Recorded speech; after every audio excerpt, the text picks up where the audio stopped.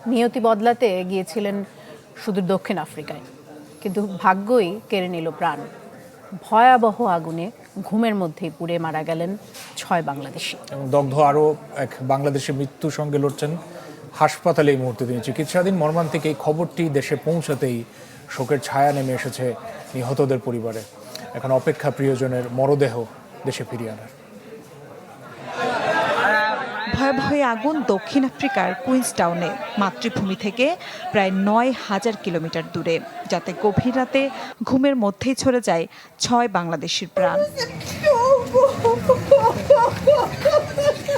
স্থানীয়রা জানান, সোমবার রাতে আগুন লাগে বাংলাদেশি মালিকানাধীন দোকানে। মুহূর্তে ছড়িয়ে পড়ে লেলিহান শিখা। সবাই ঘুমে থাকায় বের হওয়ার সুযোগ না পেয়ে ঘটনাস্থলেই দগ্ধ হয়ে মারা যান। রাত্রে যখন আগুন লেগেছিল তখন আশেপাশের লোকেরা চিৎকার চেঁচামেচি করার পরে দোকানের মালিক সহ আশপাশের বাংলাদেশিরা তারা সেখানে গেছেন, কিন্তু কাউকে উদ্ধার করা যায়নি। একজন মাত্র বাংলাদেশি যিনি টিন কেটে বের হতে পেরেছেন।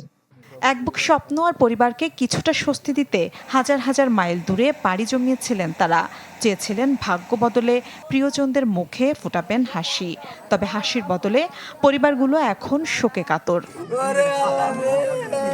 নিহতের কয়েকজনের বাড়ি নারায়ণগঞ্জ। প্রিয়জন হারানোর খবর পেয়ে কান্না থামছে না পরিবারগুলোর। একজন বাইর করছে, ওইটা 40% পুরা থাকা, আর বাকিটা বাইরেছে লাশ হয়। আর বাকিগুলা কোনো লাশ খবর এখন আমরা দিতে পারে না। কেমন এমন বুড়া বুড়া দাঁড়িয়ে আমার বলা না দাও না, ধরতে মরবো আমরা।